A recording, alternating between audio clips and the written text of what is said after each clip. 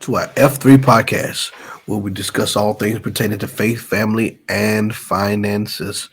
We are your host today, Dr. Lionel M. Blair Sr., and I'm sitting next to my gorgeous, lovely, perfect wife, Dr. Jasmine Blair. And remember this, no subject is not worth talking about, and no subject is not off limits.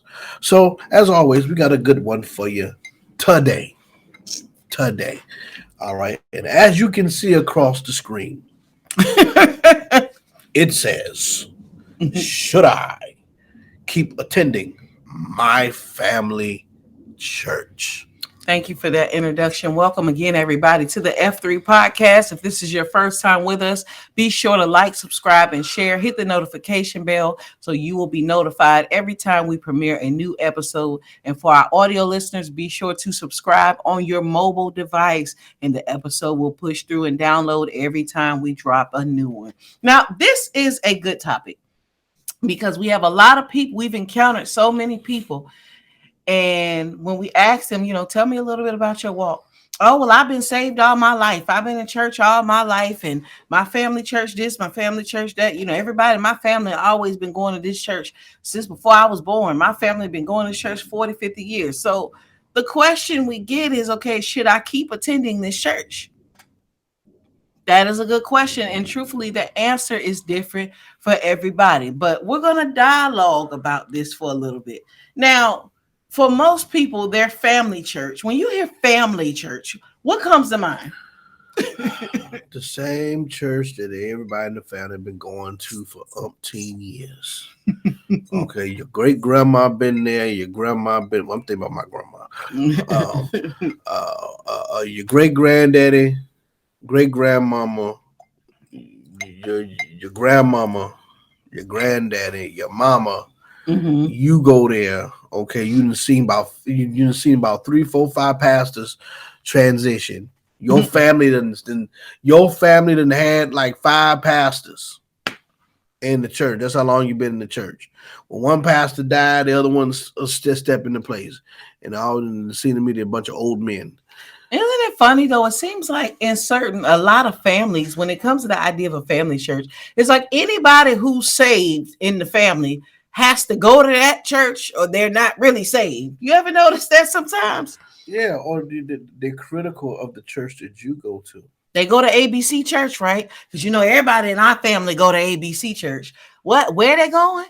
Why they going over there? They need to come over here with an ABC. Your uncle and them go to ABC church. I when I was going to ABC church too. They tell them they need to go to ABC church. Us Browns, just picking a name. We go to ABC Church. Oh boy. I remember and shout out to Miracle Temple Baptist Church, by the way. It's part of my foundation. Really not a bad church. It's one of them Baptist churches that catch the Holy Ghost sometimes. Yeah, that's good. So some people may call them Baptist Costal sometimes or whatever, but I grew up under the Reverend Dr. Floyd M. Blackwell, okay? And that was the most anointed Baptist pastor I've ever encountered. The first time I got slain in the spirit when he laid hands on me, okay? He laid hands, he jerked, he caught him my seeker, and next thing you know, he caught him on the floor, okay? All right, so he did believe he did prophesy sometimes, gifts of the spirit, but that Baptist tradition, that church really could have exploded in the gifts of the spirit if that Baptist tradition did not really, but they got a new pastor now. He's an apostle. Amen. So a shout out to Apostle Anthony Cooper. But the I brought up Miracle Temple Baptist Church because my great grandma and great granddaddy was there. Okay. And I mean for years. Okay, my great grandmother was a deacon. Was deaconess, and my great granddaddy was a deacon. Wow. Okay, he used to fix stuff in the church, work on stuff in the church, and stuff like that. He was there when he was there. Even when they extended the sanctuary. Okay, they were because my great grandmother at one point was the oldest member in the church. At one point, she was the oldest member in the church. Okay, That's how long she been in. She was at Miracle Temple Baptist Church most of her life. Your grandma almost was My too. grandmother been there all her life. Mm. You know, even when my grandmother left Virginia to go to New York, when she moved back to Virginia, guess where she went back to? Miracle Temple Baptist Church. My grandmother been in that choir for years. It had to be at least about 30, 40 years. I don't That's know. a career. That is a career. And she sat in the same section. Like if you look at the choir stand, they done renovated the church now, so it is nothing like it used to be. But look at that choir stand on the left hand. It's her right, but on the left hand side at the You top, get the vision. you see a lady with a gray afro. That was my grandmother. Mm. Okay, and she sung soprano. She be every once in a while she be the one to hit the high note. Oh, yeah, her. That's her. She sung in that choir for years. My So God. much to the place where she even tried to step down one time. You know, she tried to step down one time, and she said she didn't even feel right. Probably about a couple months later, she asked could she rejoin the choir. Oh. My grandmother had wore heels this long, and I guess when the spirit of God hit her, she'll run around the church and sprint. Okay, so I'm telling you family tradition now. My great aunt go to that church. Mm. Okay, one of my great aunt's daughters is an elder in that church. Well, she was a reverend until the apostle came along. He took that reverend out of there and put elders and ministers. Okay, that's something better than that. Let's go. You know, I know in our ministry we don't use minister Or reverend. or reverend. Okay, we're gonna call you by your fivefold office, and if you are an elder, okay, we have an understanding that elders, we know who the elders are. Okay, but we still call them by their fivefold office. But anyway, so you know, matter of fact, my great aunt, one of her daughters is an elder. Her son is a deacon. Son-in-law was the chairman of the deacon board. Everybody go to that church. The pastor, we was related to the pastor through marriage. Wow. You understand what I'm saying? So you know, I mean, I've seen history. I've seen family history in Miracle Temple Baptist Church. This is how you know whether or not you go to a family church, y'all. For those of you wondering, do I go to a family church? Yeah. Tell me you go to a family church without telling me you go to a family church. Now everybody in the family didn't go there, but a lot of people did. Okay, a lot of people at least started there until I think some got married and they went somewhere else. That was the unofficial designated church for the family. Yeah, that's the unofficial designated church for the family. Now my mother, you know, she went there when she was a child, but you know, she don't go there now. But I'm just saying, you know, that was the family church. And if I would have stayed up in there, okay, I would have been Reverend Blau. Will you be elder by now? Well, I'll be elder.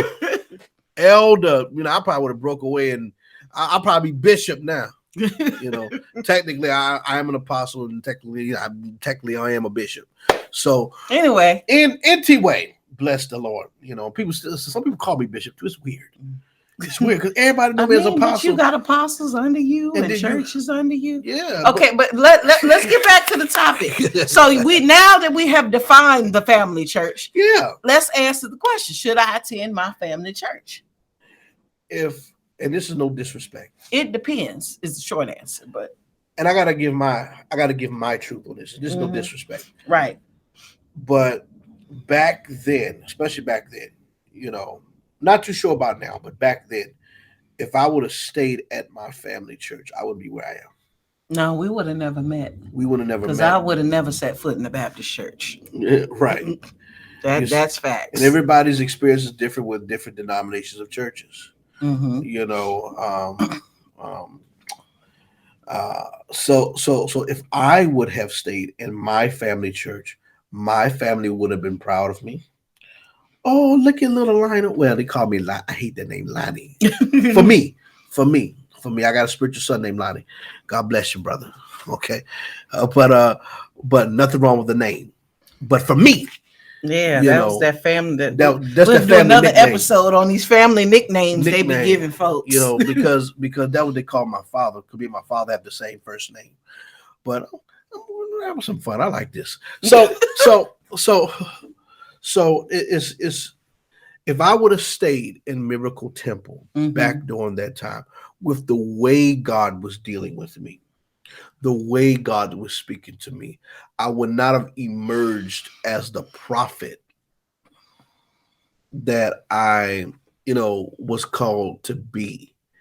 And because I started off very strongly in the prophetic and I still flow strongly in the prophetic, but the prophet in me would have been smothered, Mm.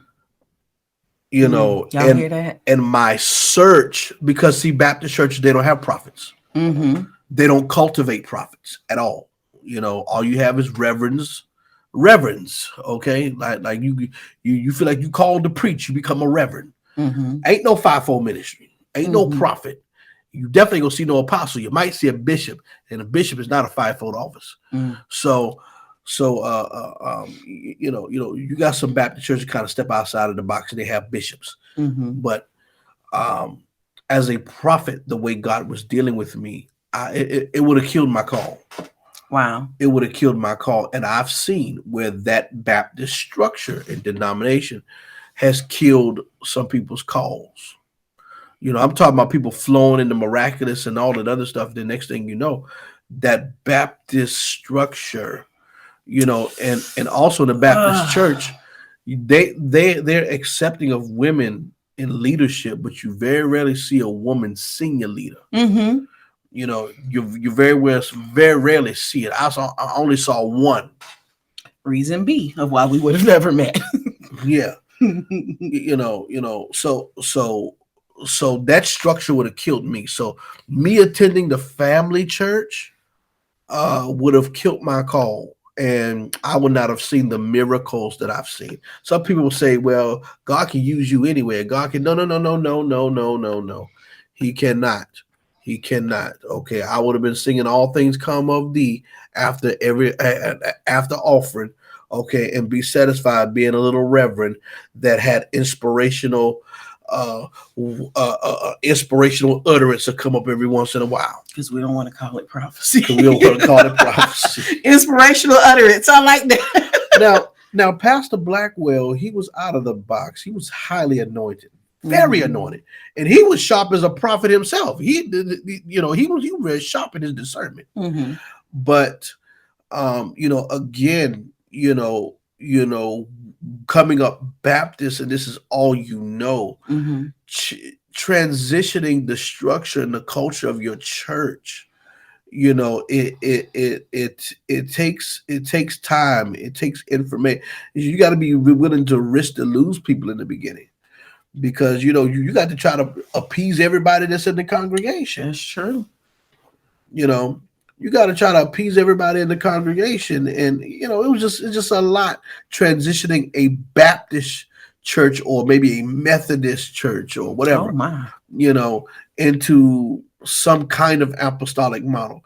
But Mm-hmm. I know, again, I'm just using my example, y'all. Okay, because some of you may be able to relate, or you may be able to relate to it differently. Right. Okay, the family church may not always be the church for you. Now, some people are comfortable with the family church. Mm-hmm. Some people, the family church, may be a little, may be spirit filled. Mm-hmm. But for I noticed for a lot of people, Yes. the family church, because I got some relatives that left the family church too. Mm-hmm. Okay, and they begin to discover the kingdom in a different way. But they got I got a cousin. I mean, he moved to Georgia now. But he sat under a very kingdom oriented church. But he was a deacon for years. And he was a young deacon too. He was a deacon for years in Miracle Temple Baptist Church. Okay, he was one of the youngest. I think he was one of the youngest deacons there. Okay, and his daddy,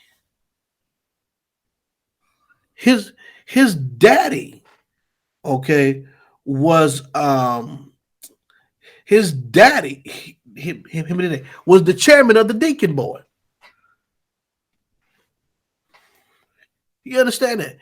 Daddy was the chairman of the deacon board. Mm.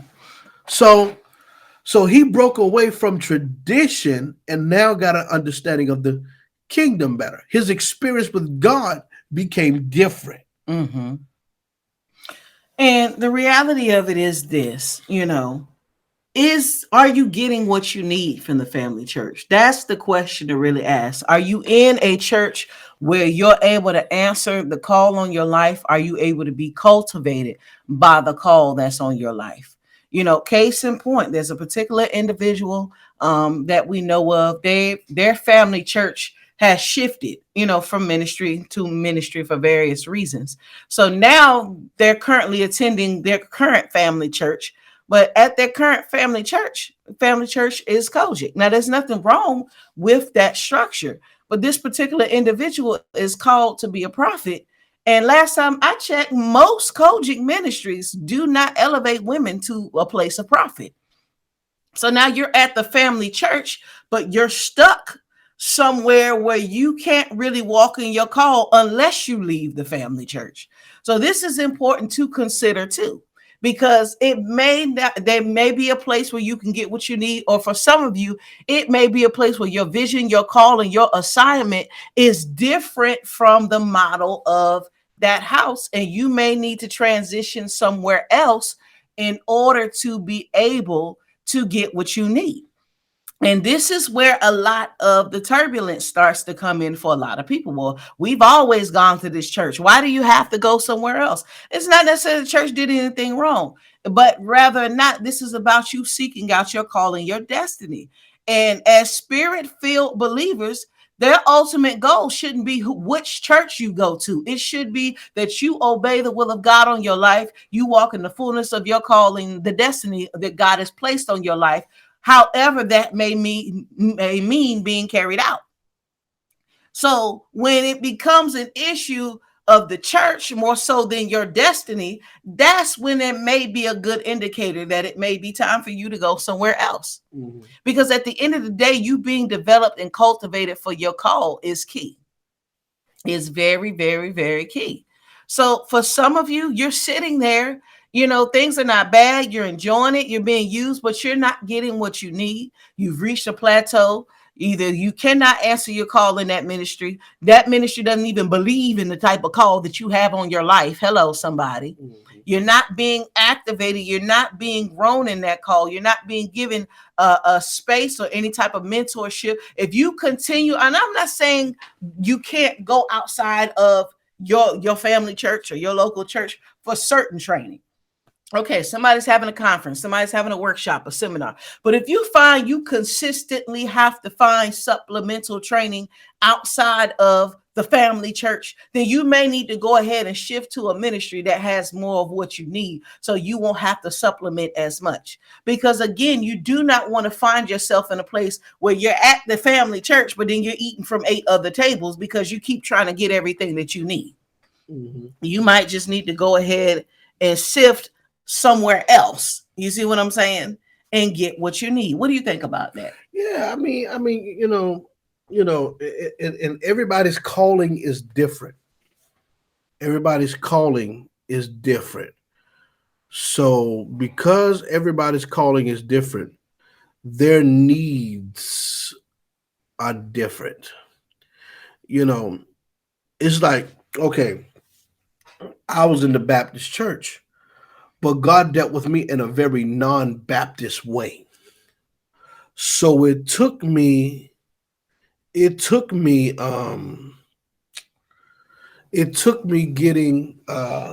non-Baptist teaching. Mm-hmm. In order for me, and there's nothing against necessarily the Baptist church, because there's I'm noticing a move of God happening in the Baptist church. Okay, in the Baptist church. But it took me going outside of the Baptist realm, okay, for me to get everything that I needed, because God was calling me the fivefold route. Mm.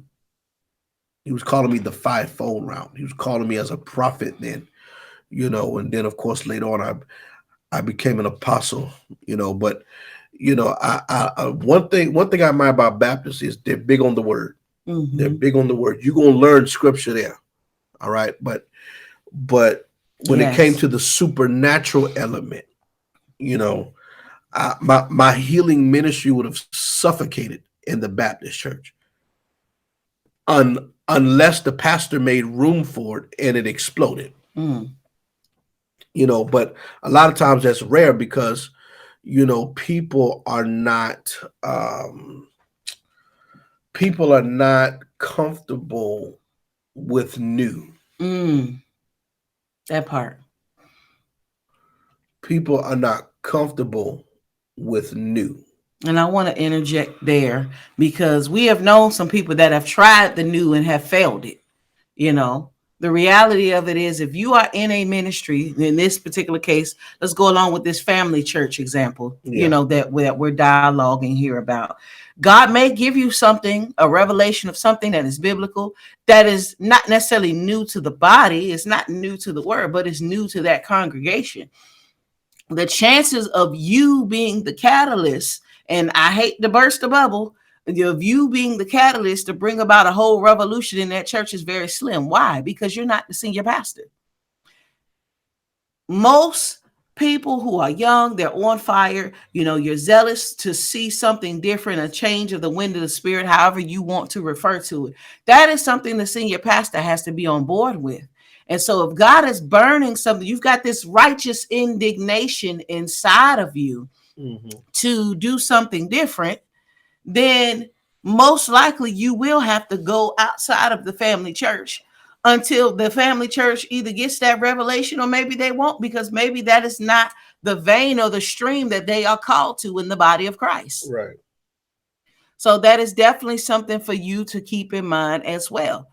Next point I want to make: can the family church accept you from your wilderness phase, as I like to call it, while you were not where you were supposed to do? Maybe you started off growing up in the church, your family was there, and then you went on a hiatus for a few years out here in the wilderness, out here collecting your testimony, and now you're back, and now you're living your life right. But the gossip that's spreading was about your wilderness years. So is the church itself, the people in the structure, are they able to overlook or forgive and move forward from the years that you weren't living for God? Because for some people, that is their biggest hindrance in the family church, is the gossip about who they used to be, about whatever drugs they did, whatever type of running the streets that they did, whatever in and out of jail they did, how they was failing in school, whatever it was. And for some people, especially younger people, that is the turnoff from remaining a part of the family church, is the gossip about the dirt that they did before they gave their life back to the Lord. That's a key, because if God is using you, but all they can see is who you used to be, that's going to make a major difference. Yeah. They're not going to be able to really add. Now the pastor can, but if everybody else is, oh, well, I remember when his mama was up here crying every week because he was gone. She didn't know where he was at. And he was out here on drugs. Nobody wants to flourish in that type of environment where you're constantly throwing dirt on them and condemning them for who they used to be. They're becoming a new creature in Christ Jesus. Then let them bloom into that and stop reminding everybody who didn't know anyway about what they used to do. Yeah, because see that family part is familiar. Yes. Family familiar, and when God is doing something unfamiliar, sometimes it's hard for them to unsee who you used to be. Mm-hmm. It's hard for them to unsee who you used to be. So sometimes God has to take you out of that environment. Mm-hmm. And it don't necessarily mean that the environment is bad. It's just not good for your process. Right. It's just not good for your process. So, if you feel a call away from the family church, it's okay. It Mm-hmm. don't make the church evil or the pastor evil. Right. It's just the path that God has you on. He's doing something uncommon in your life. Yes. Because he's doing something uncommon in your life, okay, that means now he's going to have to take you out of that environment. Okay, he got to take you out of that environment, okay, and bring you into an environment, okay, that is not as familiar, where people don't know you, Okay, Mm-hmm. people don't know you. Where people can't bring up your past dirt to the people. Right. You see what I'm saying? You know, um, and a lot of times, again, people think that we're anti-family, especially me. When I talk along these lines, it's not that I'm anti-family. It's just that I read the scriptures and I see how familiar relationships can be used. Yes. Okay, to hinder you. Jesus said, "What a man's enemies will be that of his own house." Those are some of your greatest enemies. That's right. Not enemies in the sense of they hate you and they're trying to destroy you. Talking about enemies to your process, Opposition. enemies to your destiny. Even if some of them they mean well, but they always got an opinion about something. Then I don't tell none of my family on either side anything. Okay, Mm-hmm. because family gonna always have an opinion.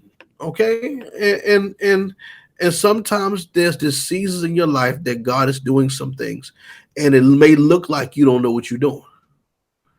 That's because God is doing something. Listen, there's been seasons in my life where it looked like I didn't know what I was doing, but guess what? I got results. Come on. Okay, Come I got on. results. Well, you need to do this. You need to do that. You need to. No, no, no, no, no, no. I know what I'm doing. Even if it don't look like it, I know what I'm doing. Why? Mm-hmm. Because I hear from God. I hear from God. I heed wise counsel. Just because you're not the wise counsel I heed, That part. don't mean that I'm not going in the right direction. You know. So sometimes because see, familiar relationships or family relationships are always going to give you advice to keep you familiar. Mm-hmm. Don't do that because you might do that. You got to be careful because of this, that, and the third. You know, and God could be telling me to step totally out the boat. He could be telling you to step totally out the boat. I'm like, no, because you're gonna drown. You step out the boat. You know, no, if you go over there and preach in Italy, you got to be careful. What you going to preach in Italy for? Listen, this is an assignment from See, God. No, it's not. That, that's silly. That's stupid. Okay, now you're coming against God. So sometimes it's to spare them too. that's right. Sometimes it's to spare them as well. So so keep that in mind. When it comes to the family church, okay? When it comes to the family church, should I keep attending my family church? It depends on if God is doing something unfamiliar with you or not. Mm-hmm. You know, He may want you to stay there, but for most people, I notice that God really shines that light on and handpicks like that. He take them out Mm-hmm. and send them somewhere else. And again, to reiterate, if the focus is about your purpose or destiny, they should be able to bless you and send you on your way. It should be, yes, it may be bittersweet because, oh, we've all gone here. But at the end of the day, it should be your salvation, your walk with God, the assignment that's on your life that should celebrate people. Hey, you know what? Little Bobby don't go to the Brown family church no more, ABC church. But at least he's in the will of God. At least he's serving God elsewhere. That's all it should really be. Any closing remarks you have? Listen, whatever path God has you on, okay, whatever path God has you on, be comfortable in it, Mm-hmm. even if others are uncomfortable with it. Right. Okay.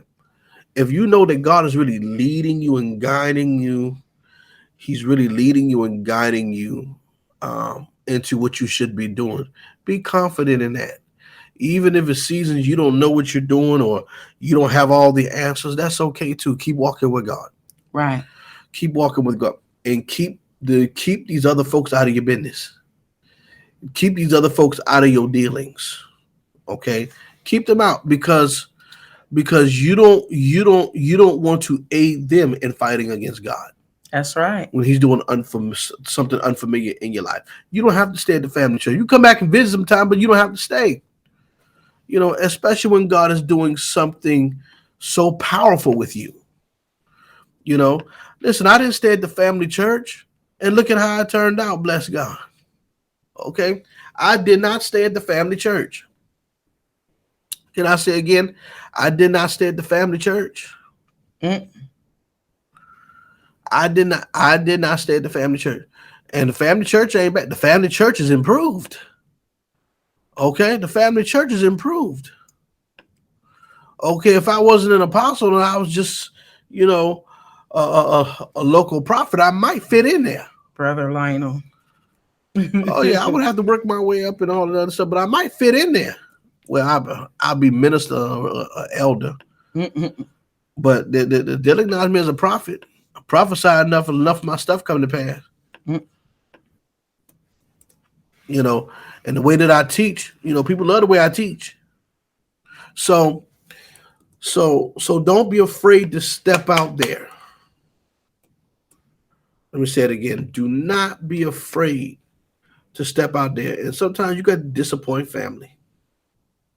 Love them, but you're just going to disappoint them. And that's just how it is. Well, if that's all we have for today, I want to encourage you guys. I hope this blessed you. We kind of chit chatted a bit today, but I pray that you really got the nuggets out of this concerning the family church, what you need to do, and most importantly, what decision is best for the destiny and call that God has on your life. So thank you for joining us again, and thank you for sharing a bit more of your story. I believe that definitely was a blessing for somebody. Yeah. And until next time on the F3 podcast, goodbye.